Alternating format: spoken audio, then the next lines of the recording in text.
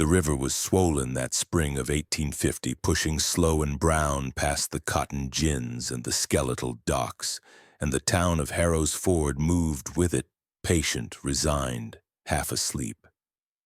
The first sight of the Carmichael family broke that quiet in a way no one sensed. A tall man with a preacher's hat and an easy smile. A woman with neat gloves and a gaze that never flinched. Two children pale as peeled willow, all riding behind a gray mule that knew how to stop in front of eyes. They presented themselves like a hymn made into people.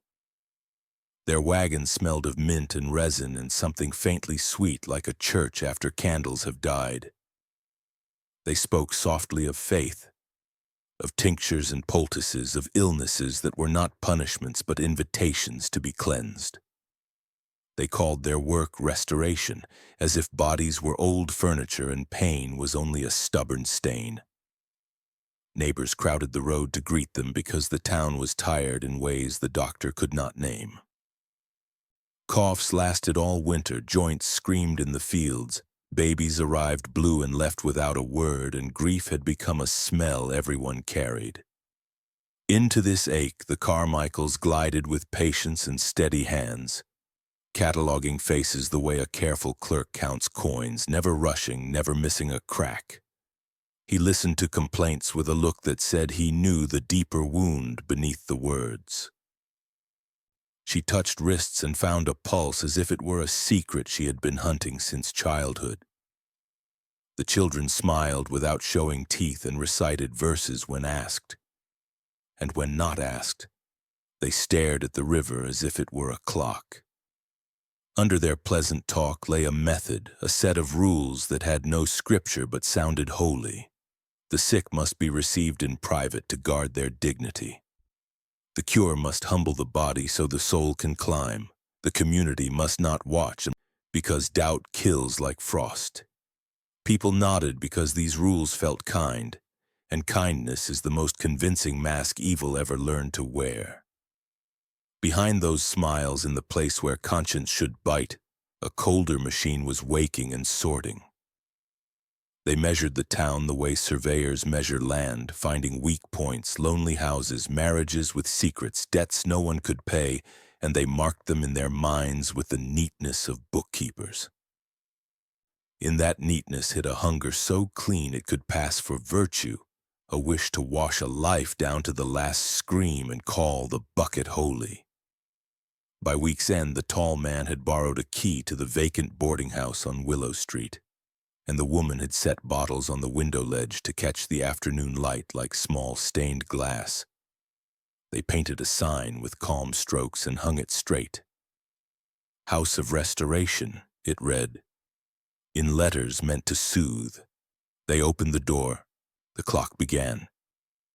At first, the House of Restoration was just another boarded-up building with its paint freshened, a sign hanging still in the summer air.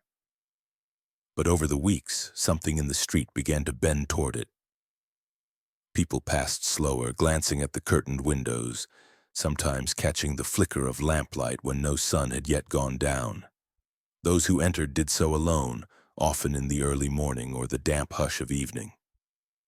They left later with bowed heads, a stitched-up silence clinging to them, and the few who spoke of it used the same phrases as if memorized.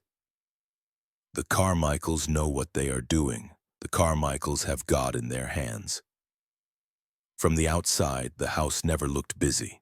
There was no rush of footsteps, no doctor's urgency, no noise except the occasional chord of a hymn drifting through the shutters. Yet on still nights, if the wind shifted from the south, the neighbors swore they could hear something else, quick, sharp sounds, muffled but too jagged to be music. Once, a woman who lived across the street woke to a cry so sudden and so final it seemed torn out of a throat. But by the time she opened her window, the street was empty and the shutters were perfectly closed. Inside, the rooms had been stripped of boarding house clutter and remade into a sequence of narrow spaces, each serving a single purpose. One smelled faintly of vinegar and burnt sugar, another of copper and damp stone. There was a locked door at the back that led to what the Carmichaels called the sanctum. Only the man and woman ever entered there, and they did so with a reverence that was not entirely human, as though they were stepping into something older than themselves. Nathaniel Carmichael moved through these rooms like a man tending a garden, touching tools lightly, setting them down in quiet order, checking the coals in the brazier, adding drops of oil to jars whose contents no one else saw. His wife, Mercy, kept records in a book with a soft leather cover, her handwriting neat and small, each name carefully written with the date of arrival and a symbol in the margin that no one outside the family could decipher. The townsfolk noticed how patients were often asked to stay overnight. They were told it was for observation, for the sake of the cure. The upstairs rooms once rented to traveling merchants now held narrow beds with wool blankets and a single chair in the corner. No one knew that once the latch closed from the outside, those rooms could not be opened without a key. The air in them was kept warm and close, as if fever were being coaxed into bloom. Sometimes the windows were nailed shut from the inside, their panes covered with strips of black cloth. The first confirmed death came quietly. An old farmer named Eli Booker, who had suffered from a hacking cough for years, was taken in on a Tuesday and returned home the next night by Nathaniel himself, who said the treatment had gone well but that Eli should rest. By dawn, the farmer's daughter found him in bed, his hands folded neatly on his chest, his face oddly serene. The doctor listed his death as heart failure, but the girl swore his skin smelled faintly of ash, as if he had been too close to a fire. She was told not to speak of it, that grief made people imagine things. From then on, the rhythm of arrivals and absences changed. The Carmichaels began to visit the poorer outlying farms, offering to bring the sick into town for treatment at no cost. They carried with them baskets of herbs and vials of thick syrup, saying these were to prepare the body for restoration. The syrup left the tongue numb for hours. The herbs brewed into tea brought on strange dreams in which the drinker saw themselves lying on a table under a bright, unblinking light. Those dreams were always accompanied by a taste of metal in the mouth upon waking, and still the House of Restoration kept its shutters drawn. No one outside ever saw a cure performed, only the pale results afterward, faces too calm, eyes that didn't quite focus, a strange hush in their voices. The Carmichaels explained it away as the peace of healing. To anyone asking for proof, they would open a jar and pour out a powder fine as flour, claiming it was the ground remains of illness drawn from the body. The powder smelled faintly sweet, almost pleasant, and no one thought to ask why it was pink. By summer's end, the town had grown accustomed to the quiet comings and goings, to the dim shapes moving behind curtains. Only a few kept count of how many went in and never came out. The rest told themselves that cures take time, that some must leave in secret for privacy's sake. In a place where faith was as much a crop as cotton, people learned to look away when doubt crept in. But the Carmichaels had already seen that willingness to look away. They counted on it. And in the locked sanctum at the back of the house, the real work had begun. The kind of work that would not show its cost until it was far too late. The sanctum was a narrow, airless chamber with walls the color of old parchment, lit only by candles set in shallow bowls of oil. It smelled of herbs that numbed the mouth and metals that stung the eyes. On a shelf near the back, glass jars stood in neat ranks, each labeled in Mercy Carmichael's small, perfect handwriting, though the words were often in Latin or some older script that no one in Harrow's Ford could read. Nathaniel called the room a place of purification. To step inside was to submit to the idea that sickness was not an accident of flesh, but a stain that marked the soul, a shadow that would remain unless drawn out by hands that knew the way. The Carmichaels' doctrine was not written anywhere, but spoken in patient, certain tones to those lying on their narrow tables.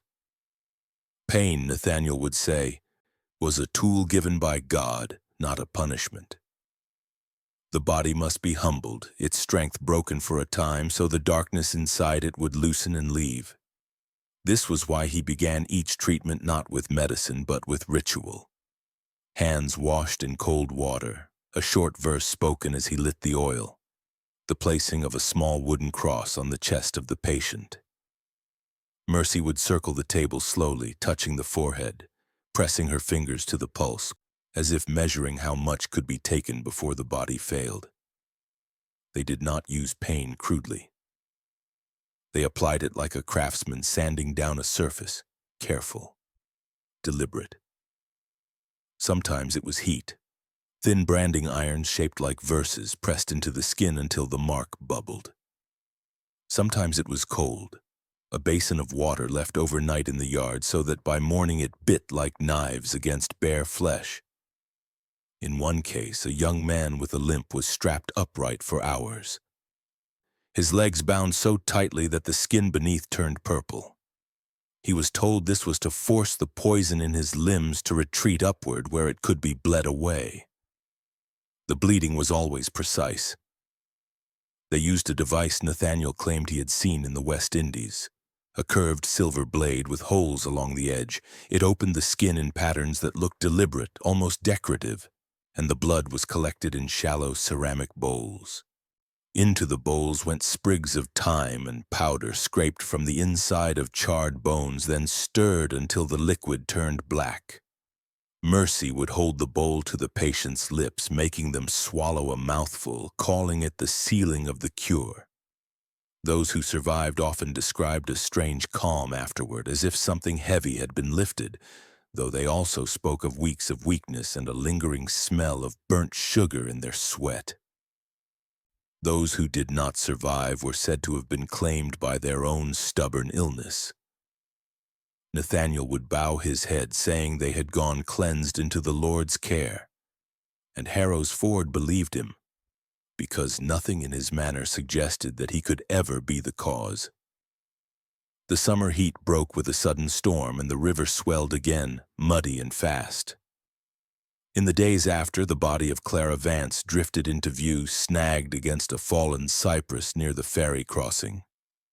She had been missing for a week, last seen walking toward the House of Restoration with a basket of mending for Mercy Carmichael. The ferryman who spotted her said he first thought she was wrapped in some kind of strange netting, but when they pulled her ashore, the truth set the crowd back in silence. Her skin was pierced from neck to ankles with thin brass needles, hundreds of them, each placed in precise rows that curved like the petals of some unnatural flower. At the tip of every needle was a bead of hardened amber-colored resin, sticky to the touch even after her time in the water. The county doctor, pale and sweating under the eyes of the gathered townsfolk, said the wounds were too uniform to be the work of chance or violence in a fit of rage. These were placed carefully, methodically, and left in for days. When he broke the resin tips, the smell of rotting sweetness rose up, and inside each hollow bead was the dried remains of crushed honeycomb. Whoever had done this had used the honey not to heal, but to call swarms of ants and flies to feed on the living flesh. The pattern suggested she had been kept alive through much of it, the shallow piercings avoiding arteries, the feeding insects controlled by removing or replacing certain beads over time. The townspeople whispered that the Carmichaels had been experimenting with some foreign method of drawing out sickness, letting the creatures carry away the corruption of the body piece by piece. Mercy was said to have spoken once of God's smaller creatures knowing better than man how to cleanse decay. Clara's mother, who had gone to the house to beg for her daughter, recalled the children standing in the doorway watching her without expression, their pale eyes fixed and calm. When the sheriff arrived to question the Carmichaels, Nathaniel met him with the same patient smile he gave to the grieving. He said Clara had left well and whole, cured of the fainting spells that had plagued her. He suggested perhaps she had gone walking near the river and met with misfortune. There was nothing in his tone that hinted at fear, no defensive edge, just the steady confidence of a man who knows his word carries weight. Without a witness to place her inside the sanctum, there was no proof. The needles, he said, could be the work of someone else entirely. Still, a change came over the town after Clara's burial. Fewer people lingered outside the House of Restoration. Curtains twitched more often when Nathaniel passed, and in the still hours of night those living closest swore they heard a low, rhythmic sound from behind those shuttered windows. Not the cry of pain, but something slower, steadier, like the hum of a hive feeding in the dark. The discovery came years later, after the Carmichaels had already moved on from Harrow's Ford, leaving behind nothing but a locked building and the smell of herbs that never seemed to fade. The House of Restoration sat empty for a decade, its shutters nailed, its windows clouded with dust, until the property was sold to a merchant looking to open a warehouse. When the workmen arrived to clear the upstairs rooms, they found the air thick with mildew, the walls stained in places with shapes no scrubbing would remove. The downstairs seemed ordinary enough until one of the men pried loose a warped floorboard in the hallway and found beneath it a trapdoor fitted so neatly into the grain it was invisible unless you knew where to look. The door led to a narrow staircase into a chamber sunk into the earth, the air stale and heavy. The men brought lanterns, their light pushing back the shadows just enough to reveal that the walls were lined with iron hooks, some still holding short lengths of rope stiff with age. A row of shallow drains cut into the floor led to a grated pit in the center, clogged with a dark, brittle residue. Along the far wall, shelves ran the length of the room, each holding ceramic jars sealed with wax. When the first jar was opened, a sickly, preserved smell filled the air. Inside was a lump of pale, shriveled tissue floating in cloudy liquid. The next jar held something similar, and the next. Dozens of them. Each jar was labeled in that same fine handwriting, names, dates, and a single word, restored. Scattered in the corners were remnants of old bedding, thin mats stained dark, a few gnawed through by rats. Near the shelves, an iron pot was fixed over a stone hearth, the bottom scorched black. In its ashes, the men found fragments of bone so small they crumbled at the touch. Beside it sat a narrow wooden table, the top scored with knife marks, as if from years of cutting and scraping. The table's legs had been bolted to the floor. Later, those who studied the room pieced together a likely purpose. The Carmichaels called it fasting therapy. Patients were locked in this chamber for days, sometimes weeks, given only a thin broth laced with iron salts that kept them awake and sweating. Hunger was the cure, Nathaniel had once told a survivor. Hunger draws out the sickness, makes it desperate to leave. But those who could not endure were given what he called the cleansing draught, a brackish, bitter mixture of salt water, vinegar, and ground bone that brought on violent vomiting until the throat tore. Some starved quietly. Others were kept just alive enough to be harvested. Small portions of tissue removed at intervals and preserved in those jars, each piece representing in the Carmichael's mind a portion of the sickness expelled. The survivors of the hunger room spoke in fragments, their memories clouded by fever and pain. One woman recalled Mercy sitting beside her, spooning broth into her mouth with the tenderness of a mother, then tightening the rope around her wrists until her hands went cold. Another remembered hearing the children's voices through the floorboards above, reciting verses in unison as if their chants marked the passing of the hours. When word of the discovery spread through Harrow's Ford, there was no public outrage, only a strange, stifled unease. The dead were too far gone, the years too many, and the law saw no reason to chase ghosts. The merchant sealed the trap door and built his storeroom over it, but those who had seen the hunger room swore the air never lost that faint, bitter tang, as if the earth itself remembered the starving. The glass lung was not discovered in Harrow's Ford, but in a farmhouse 2 counties south, years after the Carmichaels had vanished from the town's streets. They had set up their practice in the Low Country, renting a sprawling property from a widow too frail to climb its attic stairs. When her death left the house to distant kin, the attic was opened for the first time in over a decade, and what they found became the most whispered part of the Carmichael story. The room was low-ceilinged, hot even in winter, and stank faintly of resin and burnt herbs. In the center stood a wooden cabinet large enough to hold a grown man, its sides reinforced with thick planks and its front fitted with 3 glass panels fogged from the inside.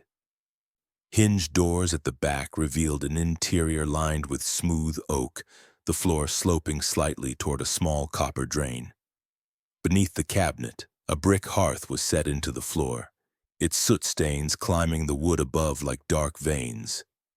Whoever designed it had meant for fire to feed into the space below, heating whatever or whoever was sealed inside.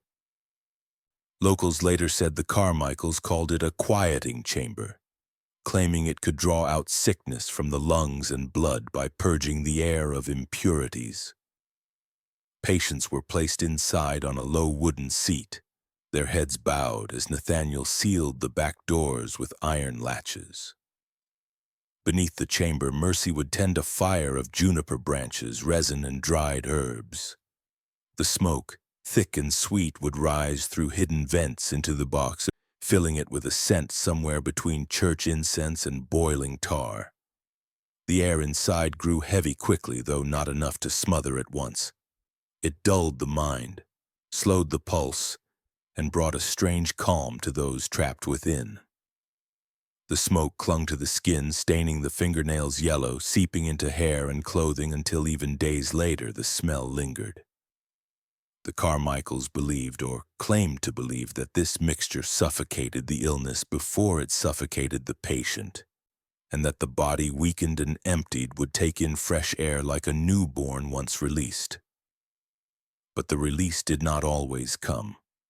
One of the recovered ledgers from the Harrow's Ford house described the process in stark, unfeeling detail. Begin with low heat until the patient's breathing slows, increase to a steady burn, watch for the head to drop, maintain until the eyes glaze. The longest recorded quieting lasted nearly 2 hours, the shortest was 12 minutes. In every case where the patient died, the ledger marked the word claimed in the margin as if death were simply the illness finishing its work. A surviving witness, a farmhand who had been sent to the Carmichaels after weeks of fever, later described the experience in a halting, distant voice. He remembered the warmth at first being pleasant, the scent making him feel light, almost detached from his body. But then the air thickened, each breath more work than the last. His chest ached, his ears filled with a rushing sound, and his vision began to tremble. He said he saw Nathaniel's face through the glass, blurred but steady, watching without moving, as if counting down to something. The only reason he lived, he claimed, was that the fire beneath faltered, smoke thinning enough for him to gasp until the latch was drawn. Even then, Mercy told him quietly that the sickness was not gone, and that next time he must be braver. Bodies taken from the glass lung shared a strange, almost serene appearance.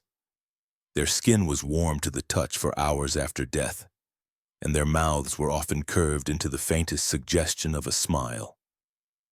No bruises, no blood, nothing to betray violence, only the deep, cloying scent of juniper and resin, a sweetness that turned the stomach once you understood what it meant. For this reason, deaths from the chamber were easy to pass off as natural, even merciful. In the town where this chamber was found, there was never a trial, never an official inquiry. By the time the attic was opened, the Carmichaels had long since moved on, leaving behind nothing but the warped glass panels and the scorched hearth. The family who inherited the house dismantled the cabinet and burned the wood in the yard. But those who stood downwind swore the smoke smelled not of pine or oak, but of something sweet and wrong, something that made their eyes sting and their tongues taste metal. And once the last ember died, the scent lingered in their clothes for days, a reminder that whatever the Carmichaels had done in that attic was not gone, only waiting to be remembered. The pilgrim's table was the most carefully constructed object the Carmichaels ever left behind. It was found in 1861 inside a weather-beaten outbuilding on the edge of a pecan orchard, hidden beneath layers of feed sacks and straw. The building itself was abandoned after a lightning strike set its roof smoldering, and when locals entered to salvage what they could, they found the table at the center of the room, its surface worn smooth by hands, rope, and the slow erosion of human suffering. It was built from reclaimed church pews, the dark wood polished to a dull sheen, the edges rounded by years of contact. The grain was inlaid with darker lines where liquids had seeped deep into the pores, leaving behind shadows that no cleaning could remove. Each end of the table was fitted with heavy iron rings, anchored deep into the wood, their edges dulled from repeated friction. Wide leather straps lay coiled nearby, supple from oiling, not cracked or neglected, signs they had been maintained for consistent use. At the table's head, a groove had been carved into the surface, leading to a copper basin fixed on a low stand. Whoever had built this table understood the movement of liquid and understood that what was to be drained must be collected cleanly. The Carmichaels called it the offering. In their doctrine, blood was not simply life. It was the house of sin, the carrier of all that made a body impure. By removing it, they claimed the soul could rise unburdened, and the body, if strong enough to receive fresh blood, could begin again. Patients were strapped to the table with care, Nathaniel often resting a hand on their shoulder as he explained the necessity of stillness. His voice was calm without urgency, as if discussing the weather. The process began with a prayer, always the same verse from Psalms, whispered rather than spoken aloud, so close to the ear that the patient could feel his breath. Mercy was the keeper of the instruments. She would bring out a long, curved knife honed to a thin edge, its blade bright even in dim light. Cuts were made not in quick, deep slices, but in measured strokes at the wrists, inner elbows, and sometimes the ankles. Each one shallow enough to keep the heart working for as long as possible. The flow was guided down the carved groove into the copper basin, which slowly filled in warm, pulsing waves. Mercy would stir the blood with a slender rod tipped in silver, murmuring to herself as though counting or keeping time. Sometimes she added crushed leaves or a pinch of powdered root, claiming it drew out the last of the hidden sickness. Those who lived through the ritual described an eerie clarity that came with the draining. A sense that the room's light grew sharper, that every sound, from the scrape of the knife on wood to the drip into the basin, became painfully distinct. Some felt as if they were floating just above their bodies, watching the work from a place where fear could not reach. Nathaniel told them this was proof the cure was working, that they were stepping away from the weight of flesh towards something purer. Those who did not survive were not buried in the churchyard. Instead, their bodies were taken to the orchard under cover of night. The Carmichaels dug shallow pits between the pecan trees, scattering lime and covering the graves quickly. The soil there grew dark and rich, the trees producing larger nuts than any others in the county. Neighbors would later remember seeing the Carmichaels' children playing among those trees, singing low, tuneless melodies as they gathered fallen branches.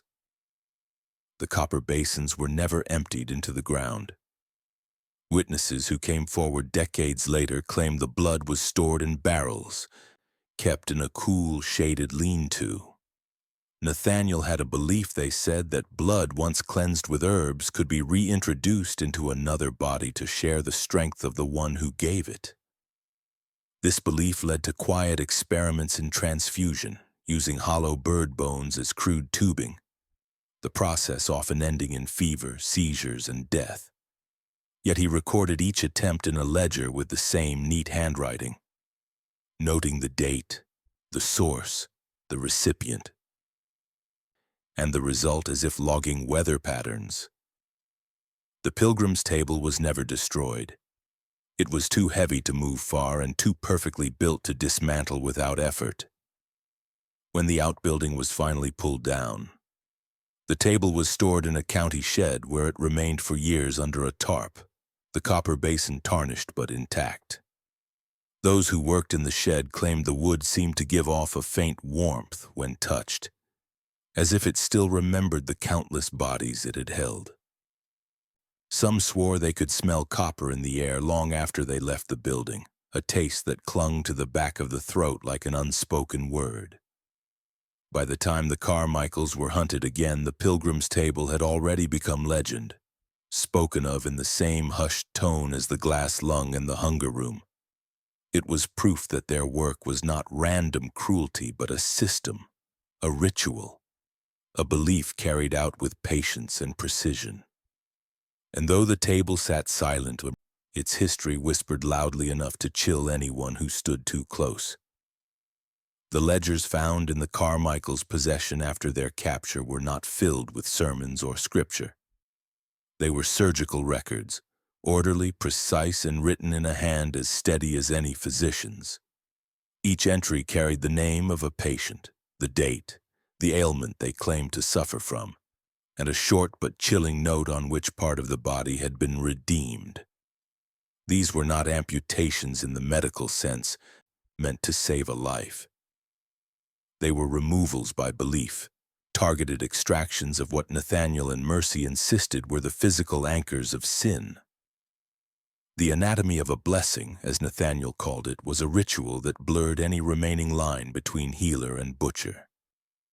The body, he would tell the afflicted, was the battlefield of the soul, and some battlegrounds could be cleansed only by removing the soil entirely. If lust plagued a man, a portion of his eyes might be taken. If deceit poisoned a woman's tongue, the tongue itself, or part of it, might be excised. In cases of blasphemy, Nathaniel preferred the fingertips, believing they were the instruments of writing lies and must therefore be offered up. The procedure began with the same cold washing of hands, the same whispered verse, and the same wooden cross placed upon the chest. The patient was bound to a narrow table different from the pilgrim's table, built instead for stillness and visibility. Mercy's role here was to prepare the instruments, small saws with teeth so fine they could cut bone without splintering, knives curved like crescents for delicate extractions, and needles threaded with black silk for stitching once the blessing was complete. All tools were boiled in a copper pot of water mixed with herbs that gave off a bitter medicinal steam. Witness accounts from survivors, few as they were, spoke of the almost surgical cleanliness of the act. Nathaniel moved without wasted motion, his breathing slow, his voice measured. He never rushed, even when the patient writhed. He would pause mid-cut to explain what he was doing, why it was necessary, and how it would save them.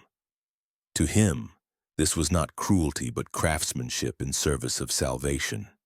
And when the chosen part was freed from the body, it was lifted in both hands and shown to the patient, as if proof that the sin was now separate, no longer theirs to bear. The removed parts were never discarded casually. Each was placed into a small wooden box lined with cloth, labeled with the patient's name, the date, and the sin it represented. These boxes were then stored in the sanctum, in neat rows along the shelves until the night of the cleansing pyre. On those nights, the Carmichaels would burn the contents in a pit behind their house, the fire fed by juniper and oak, the smoke carrying the sharp tang of scorched flesh. They believed this final act not only freed the soul of the patient, but also prevented the sin from ever finding another host. For those who did not survive the ritual, the explanation was simple. Their bodies had been too weak to bear the blessing. Nathaniel spoke of them as martyrs to their own salvation. their deaths framed as necessary sacrifices in the eternal battle against corruption.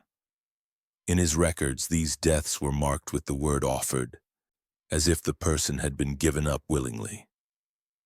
Perhaps the most unsettling aspect of the anatomy of a blessing was the Carmichaels' unwavering composure. There was no frenzy, no loss of control, no anger. Theirs was an evil that hid behind the steady hand and the calm voice, the mask of those who believed themselves instruments of something greater. This was not violence born of impulse. It was ritual, refined over years, practiced until it was almost graceful. One surviving victim, a young farm boy accused by his parents of lying and stealing, recalled how Mercy held his head still while Nathaniel sliced the tip of his tongue. He described the warmth flooding his mouth, the metallic taste, and the way Nathaniel's eyes never left his, as if measuring his soul through the pain.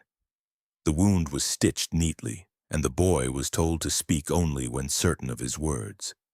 His tongue healed in time, but his speech remained slow, halting, each sentence carefully weighed, a living monument to the Carmichaels' doctrine. When the boxes of preserved sins were discovered years later in the ruins of an abandoned barn, the labels were still legible. Some bore dates from the Harrow's Ford years, others from towns farther south and west. In all, there were more than 50 boxes, each one holding the last piece of someone who had trusted the Carmichaels to heal them. The smell inside the barn was faint but undeniable. Dry wood, old smoke, and something darker beneath, the ghost of what had once been living. The boxes were burned by the authorities, their ashes scattered in a nearby field.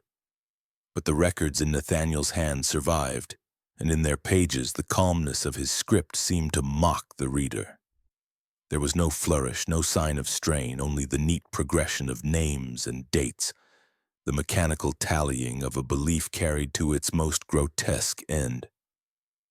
It was here, in these quiet lists, that the true face of the Carmichaels' evil was most clearly seen, not in the blood, not in the fire, but in the steady certainty that what they did was not wrong at all. It began with a strange light on the horizon, a faint orange flicker that made the pecan trees look as if their bare branches were tipped with embers. It was late autumn, the air dry and brittle, and the moon was red from dust blown in from far-off fields. Those who lived near the Carmichaels' property said the smell reached them before the sight, sharp and acrid, threaded with the unmistakable sweetness of something organic burning. By the time the first townsfolk reached the orchard, the fire was already moving in uneven patches, not in the wild, hungry spread of a barn blaze, but in neat, deliberate clusters, each one centered over a freshly turned mound of earth. The ground was soft underfoot, the dirt darker than the surrounding soil, and as people drew closer, they saw the flames licking out of shallow pits, their edges ringed with white powder. Someone, perhaps Nathaniel himself, had poured quicklime over the contents before setting them alight. The heat shimmered in the cold night air, distorting shapes just enough to make them worse than they were. In some pits, the outlines were clear, human limbs curled unnaturally, skulls tilted back, mouths open as if in a final breath. In others, the remains were already collapsing into themselves, the flesh peeling away under the combined assault of fire and lime. No one saw the Carmichaels. The house stood dark, its shutters closed tight, its door locked. There were no signs of a struggle, no overturned chairs, no spilled medicines, only absence, as if they had stepped out moments before the first torch was lit. Yet in the root cellar beneath the kitchen, searchers found what would later be called the journals, wrapped in oilcloth and tucked behind a false wall. The pages were damp, the ink smudged in places, but much of it remained legible. The journals were not confessions. They were records written in the same calm, unhurried hand as the surgical ledgers. Each entry listed a name, an age, the nature of the illness, or the sin, and a brief note on the treatment administered. Most ended with one of two words: restored, or claimed. Restored meant the patient survived, at least long enough to be released. Claimed meant the illness, or in the Carmichaels' eyes, God, had taken them. There was no remorse in the writing, no hesitation, only the meticulous keeping of facts. The orchard was cordoned off for days while men dug pit after pit, uncovering bodies in various states of decay. Some were intact, their faces frozen in expressions of confusion or pain. Others were incomplete, missing eyes, tongues, or fingertips, the telltale marks of the anatomy of a blessing. A few were little more than bones wrapped in scraps of cloth, their names long since erased by time and weather. By the end of the week, the count had reached dozens, though no one could agree on the final number. The fires had destroyed too much, the quicklime reducing even bone to brittle flakes. What haunted the searchers most was the uniformity of it all. The graves were evenly spaced, each pit the same depth and width, as if plotted on a map. The bodies lay in similar positions, their hands folded neatly over their chests, their heads turned toward the house. Even in death, the Carmichaels had arranged them with care, as though still performing some final act of their ritual. Rumors spread quickly. Some said the Carmichaels had been warned of the search and fled under cover of darkness, their wagons slipping down the back roads before the fires began. Others believed the fires were their own doing, a way to erase what could not be explained, to send their patients fully into whatever afterlife they imagined for them. The red moon, the peculiar smell, the silent house, it all felt staged, as if meant to be remembered. When the last of the pits was filled and the fires reduced to ash, the orchard stood blackened and hollow. The trees nearest the graves were scorched, their bark split and curling. Those farther away still bore leaves, though their branches drooped as if under some invisible weight. The land was never farmed again. Even after the county took possession, no one wanted to work it. People said the soil was wrong, that anything planted there would taste of iron. At night, when the wind shifted, the air over the orchard still carried a faint sweetness, like the ghost of a fire that never entirely died. In the weeks after the orchard was dug and filled again, the Carmichaels' journals became the focus of what little investigation the county could mount. They were laid out on a long oak table in the sheriff's office, their covers warped from damp, their pages smelling faintly of mold and something far older. Deputies turned them carefully, afraid the brittle paper might crumble at the edges, yet the ink, dark, steady, without smudge, remained intact in most places. These were not the frenzied scrawls of a guilty mind. They were neat, methodical, each line a measured step deeper into something the writer clearly believed was righteous. It was Deputy Halbert who noticed the tally. Each book began with a small, almost hidden page where numbers were written in columns, dates, then a total. The sequence ran for years, increasing slowly but without pause. On the final surviving page, the total reads 71. No units, no explanation, just the number. At first, it was assumed to mark the number of patients treated. But the further the men read, the clearer it became that this was not a record of lives saved. It was a ledger of lives taken. Each victim had a page of their own. The name came first, often with age and place of origin. Then a description of the affliction, sometimes a fever or wasting illness, sometimes something intangible like pride, lust, deceit, or doubt. Beneath that, in the same tidy hand, came a short account of the method. These were not couched in euphemism. The entries read like instructions passed between craftsmen. Glass lung, herbal smoke, juniper and resin maintained until pulse ceased. Pilgrim's table, drain from wrists, complete extraction, no revival attempt. Hunger room, broth starvation, cleansing draft, expiration after 7 days. There was no visible emotion in the writing, no hesitation. Even the most grotesque procedures were described with the same tone one might use for baking bread or mending a chair. In some cases, a final note was added: restored if the patient had lived, claimed if they had not. But the number 71 referred only to the claimed. For the families of Harrow's Ford and the surrounding counties, the names were a shattering confirmation of rumors that had lingered for years. There was Eli Booker, the old farmer who died smelling faintly of ash. Clara Vance, whose body had been pulled from the river studded with brass needles. The young seamstress from Gannett's Bend, missing since she took in a fever. The preacher from Oak Hollow, last seen delivering a sermon about false prophets before disappearing entirely. Each name was a wound reopened, each method a nightmare given proof. But there were names no one recognized, strangers from distant towns, travelers who had passed through without notice, children from families too poor or transient to be remembered. These made up nearly half the list. The Carmichaels had not confined their work to those who sought them out.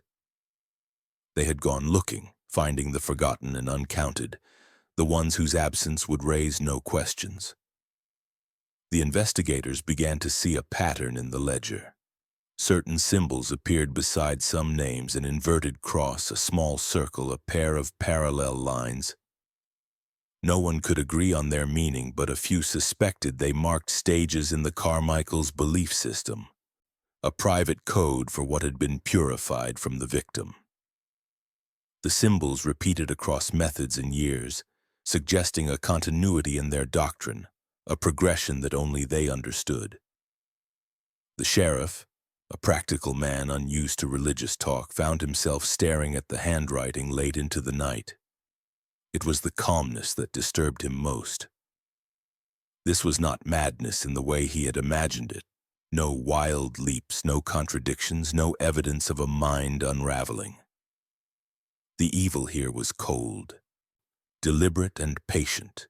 It hid itself in the trappings of care, in the language of healing, until the moment it no longer needed to hide. And by then the victim's trust had already sealed their fate.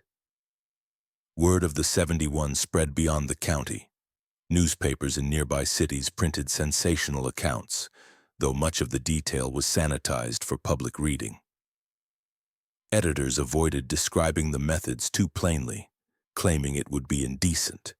Yet among the lawmen and locals who had handled the journals, the reality could not be softened.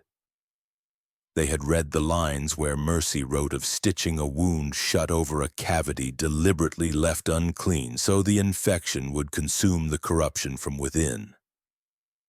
They had seen Nathaniel's account of binding a man's hands not to keep him from escaping, but to prevent him from touching his own chest and disturbing the heated brand pressed there to mark the body as restored property of the Lord.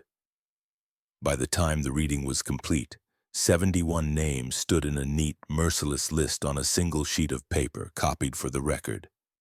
The sheriff ordered it locked away in the courthouse vault, not out of fear it would be lost, but because seeing all of them together felt unbearable, like standing at the edge of an open grave large enough to hold the entire town. And yet, even with the names in hand, there was no one to face justice. The Carmichaels were gone, their trail already weeks old. The number 71 was the only thing they had left behind that could not be burned, buried, or denied. It was a number that would become a shadow over Harrow's Ford, whispered for generations as the measure of how far kindness can be twisted before it turns into something unrecognizable. It was nearly 7 years after the orchard fires when word of the Carmichaels surfaced again. They had moved like the tide, quietly, steadily, leaving behind no ripples large enough to follow. By the time they were recognized, they were living in a remote parish in Louisiana Bayou country, far from rail lines, surrounded by cypress and water thick with reeds. There, they called themselves Brother Nathaniel and Sister Mercy, and they spoke to their congregation from a weathered church with no steeple, its walls soft from rot, the floorboards loose underfoot. The locals, mostly fishermen and cane workers, said the two had been there for 3 years already, offering remedies for fever, cough, and troubles of the spirit. It might have gone on longer had it not been for a traveling peddler from Mississippi who recognized them from a yellowed broadsheet he'd once seen tacked up in Harrow's Ford. He didn't speak of it immediately. What good did it do to stir up the past when the bayou was full of its own ghosts? But the memory of that broadsheet's grainy woodcut image, the high forehead, the preacher's hat, the woman's still eyes, gnawed at him through the night. By morning, he was certain enough to take a skiff upriver and send word to the nearest lawman. When the deputies arrived 2 weeks later, the Carmichaels were in the middle of a Sunday sermon. The congregation sat in the heat, listening as Nathaniel spoke in the same steady, low voice that had once persuaded farmers and mothers to place their loved ones in his hands. His words were about cleansing the heart, about letting go of the flesh to rise above pain. Beside him, Mercy stood with her hands folded, eyes sweeping the crowd not in judgment but in a kind of watchful counting, as though making note of who was ready to be called forward. The deputies waited at the back until the sermon reached its quiet close. They did not rush the aisle or shout. When they finally stepped forward, it was Nathaniel who noticed first. His gaze met theirs, and a small, knowing smile moved across his face. He turned to Mercy, and without a word she nodded once. The gesture so slight it could have been mistaken for a breath. They did not resist. They did not argue. Nathaniel laid his Bible on the pulpit with care, as if marking his place for later, and stepped down from the platform. Mercy followed, smoothing her gloves. The congregation watched in silence. No one moved to intervene, though some shifted in their seats as if caught between two truths they could not reconcile. For them, Brother Nathaniel and Sister Mercy had been healers.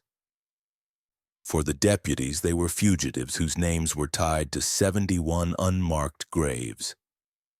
On the long ride back to the parish jail, Nathaniel spoke of the bayou's tides and the way the cypress knees reached for the air like fingers in prayer. Mercy asked if the deputies' families were well. They did not speak of Harrow's Ford, or of the orchard, or of the ledger. It was as though those places and acts belonged to a different lifetime entirely. In the days that followed, the arrest became a kind of local spectacle.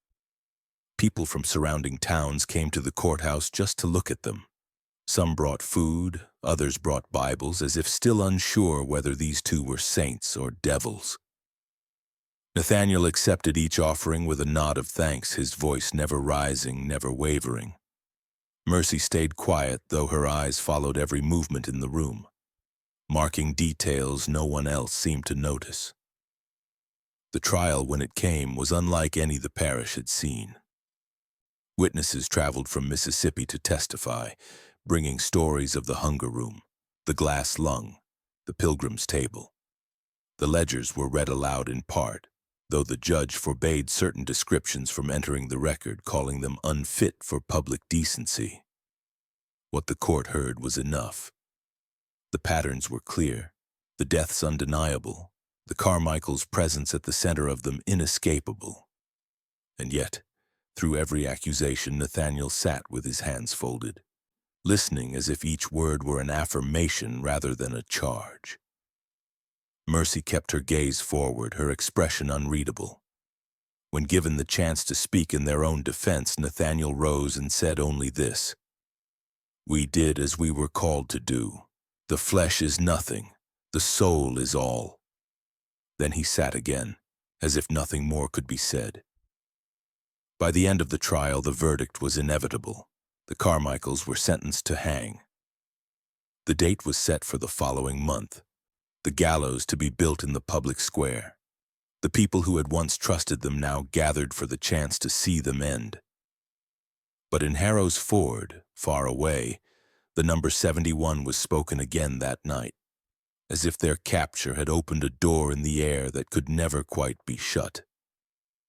The morning of the execution dawned gray and damp, the air heavy with the promise of rain that never came. In the square, the gallows stood stark against the low clouds, its timbers freshly cut and smelling of sap. The crowd gathered early, farmers in work coats, women with children on their hips, merchants who had traveled in from neighboring towns. Some came out of duty, others from morbid curiosity, and a few because they believed seeing the Carmichaels hang would bring some measure of closure to the 71 who never returned. But no one in the square truly believed closure was possible. Nathaniel and Mercy were brought from the parish jail in a slow, deliberate walk, flanked by deputies on either side. They wore clean clothes, Nathaniel in a dark coat buttoned to the throat, Mercy in a plain black dress with her gloves neatly fitted. There was no visible fear in either of them. Nathaniel's expression was almost serene, his gaze moving over the crowd without lingering, as though taking attendance. Mercy's eyes stayed forward, unblinking, her hands clasped loosely in front of her. The murmurs of the crowd dimmed as they mounted the platform.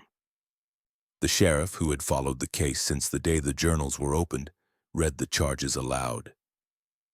His voice did not waver, but he could feel the weight of each word pressing against him. Murder. 71 counts by methods unfit to speak plainly in a public square. As he finished, a hush settled, broken only by the creak of the rope as the hangman tested its knot. When offered the chance to speak final words, Nathaniel stepped forward, his voice carried clearly in the still air. "We leave you with this truth," he said. "The body is a temporary vessel. Pain is the fire that tempers the soul. We did not harm, we refined, and one day you will understand." He turned slightly toward Mercy, and for the first time in the entire trial and imprisonment, she spoke. "All 71 are with us," she said quietly, "and they are grateful." There was no tremor in her voice, no plea for forgiveness, only the certainty of someone convinced of her own righteousness. The hangman moved with the efficiency of habit, placing the noose around Nathaniel's neck first, then Mercy's. Nathaniel stood straight, eyes fixed on a point somewhere beyond the horizon. Mercy lowered her chin slightly as if bowing in prayer. The crowd was silent now, their earlier murmurs replaced by an unease that seemed to thicken the air. It was one thing to watch a guilty man break under the weight of his end. It was another to watch two people walk into it with calm as steady as their crimes had been. At the sheriff's nod, the trapdoor fell. The ropes snapped taut and the bodies jerked once, then hung still. The sound was not loud, but it carried through the square like a final period at the end of a long, damning sentence. Some in the crowd turned away. Others stared, waiting for some sign of remorse or struggle that never came. Even in death, the Carmichaels' faces held that same disturbing composure. The bodies were cut down after the physician confirmed what was already obvious. No family came forward to claim them. The law ordered that they be buried in the potter's field beyond the parish limits, unmarked, as was customary for the condemned. Yet when the gravedigger lowered the simple wooden boxes into the earth, he hesitated. He later swore that inside each coffin beside the body was a small bundle wrapped in cloth, a twist of dried herbs, and in Nathaniel's, what looked like a sliver of bone wrapped in a page torn from a psalm. No one could explain how such things had found their way into the coffins. The sheriff dismissed it as rumor, but the gravedigger's hands shook when he told it. After the burial, the gallows were dismantled and the wood burned, the sheriff wanting no relic of the day to remain. But those who had been there, who had seen the Carmichaels step into death without fear, carried the image with them. For some, it became a warning. For others, a question they could never answer. How could a mind do such things without seeing them as wrong? The parish fell back into its rhythms, the church in the bayou abandoned, the reeds growing up around it until the roof sagged and the floorboards sank into the mud. Yet in Harrow's Ford, word of the hanging traveled like an echo that would not fade. The 71 were still gone, the soil in the orchard still wrong, and the certainty that evil could wear the face of kindness remained like a shadow over every handshake and every promise. When news of the Carmichaels' hanging reached Harrow's Ford, it came quietly, carried in a brief letter from the Louisiana parish clerk. Nathaniel and Mercy Carmichael executed by hanging. No mention of their final words, no account of their composure, just the bare fact of their deaths. Yet for the town, it was no real ending. The orchard still held its graves, the 71 were still gone, and the weight of years could not be lifted by a rope and a drop. The county soon took possession of the orchard, posting notices that no one was to disturb it until the graves were exhumed. The work was grim. Fire and quicklime had left most remains in fragments, identifiable only by buttons, scraps of cloth, or the faint suggestion of a human form in the soil. Those that could be named were returned to families in small wooden boxes. The rest were placed together in a mass grave at the orchard's center. It was the school teacher, Mrs. Alcott, who proposed a memorial, not for the Carmichaels, but for those they had taken. After weeks of quiet debate, a single granite stone was set at the orchard's edge, facing the road. Its inscription was simple. In memory of the 71, 1849-1855, may the earth hold them gently beneath the words. An open hand was carved, palm upward. No one explained its meaning, but the families of the dead seemed to understand. On the day it was placed, townsfolk came in silence, touching the cold granite before turning away. Over time, the orchard grew wild. Weeds climbed the trees, the soil still uneven where the graves had been filled. Children were told not to play there, not because of snakes or roots, but because some swore the place still remembered. A few claimed that on windless summer afternoons when the cicadas went silent, they could hear faint voices from the direction of the stone. Harrow's Ford never spoke the Carmichaels' name in public again. But in kitchens, on porches, and by firesides the story was told, how evil had come wearing the face of kindness, and how trust once given can be the most dangerous thing a person ever parts with. In the years after the memorial was placed, the Carmichael case became a quiet shadow in the history of Mississippi. It was spoken of in legal circles as the reason new laws were passed, requiring anyone offering medical treatments to hold a license, forbidding religious institutions from performing healing without oversight. The measures passed easily, but in Harrow's Ford no one mistook them for protection. Laws could guard against the obvious. They could not see through the smile of a patient, methodical liar. Historians who studied the case disagreed on motive. Some believed Nathaniel and Mercy had been true believers, convinced that their rituals were salvation. Others saw in the journals only the cold pleasure of control, the satisfaction of shaping life and death with their own hands.